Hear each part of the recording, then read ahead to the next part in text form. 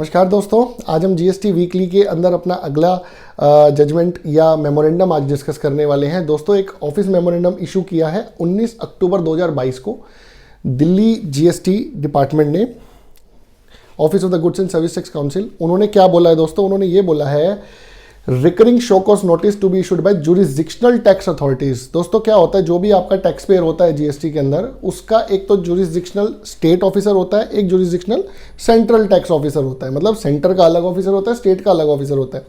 अब तीसरा आ जाता है इन्वेस्टिगेटिंग एजेंसी, कोई सपोज डीजीजीआई या और कोई एंटी इवेजन विंग।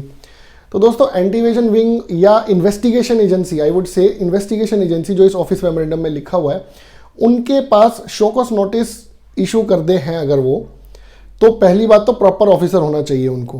जो आप सेक्शन 73 वगैरह अगर आप पढ़ेंगे तो आपको थोड़ी सी नॉलेज हो जाएगी, मैं उसको डिटेल में नहीं ले रहा हूँ। ये क्या कहता है जी, रिकरिंग शो कॉज नोटिस, अगर आपने पहला इन्वेस्टिगेटिंग एजेंसी ने अगर कोई नोटिस इशू कर भी दिया था, तो मल्टीपल शो कॉज नोटिस जो है, अगर मल्टीपल बार उसे नोटिस इशू करना पड़ रहा है, तो वो कौन इशू करेगा?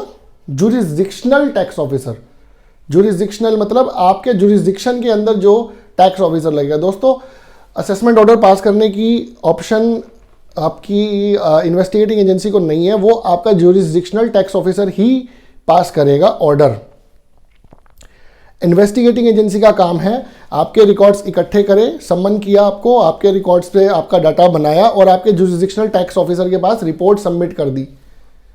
ठीक है, आप ये एक बार हमारे साथ पढ़ सकते हैं जो शो कॉज नोटिस के लिए इन्होंने एक ऑफिस मेमोरेंडम इशू किया है। मैं शॉर्ट में इसको बताने के लिए नीचे से ही इसको ले लेता हूं, आप पूरा पढ़ लीजिएगा, मैं इसका लिंक दे दूंगा। Accordingly the recurring show cause notice may be issued by the concerned jurisdictional tax authorities administrating the tax payer even if the investigation is conducted by the central tax authorities and initial show cause notice issued by them may be issued only by the jurisdictional tax authority,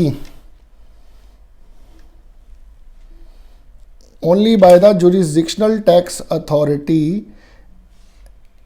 administering the taxpayer, and if the jurisdictional tax authority state tax, the recurring show cause notice may be issued by the concerned state tax authority। ठीक है दोस्तों, please note, अगर आपके पास कोई भी investigating agency आती है तो पहली बात तो आपको ये सर्कुलर पता होना चाहिए, ऑफिस मेमोरेंडम। इसको डाउनलोड करके अपने पास रख लीजिए। They can investigate, they can check your books of account documents, but they can not pass an assessment order. Assessment order आपका कंसर्न्ड जुरिसडिक्शनल टैक्स ऑफिसर ही पास करेगा। ठीक है दोस्तों, जय हिंद दोस्तों।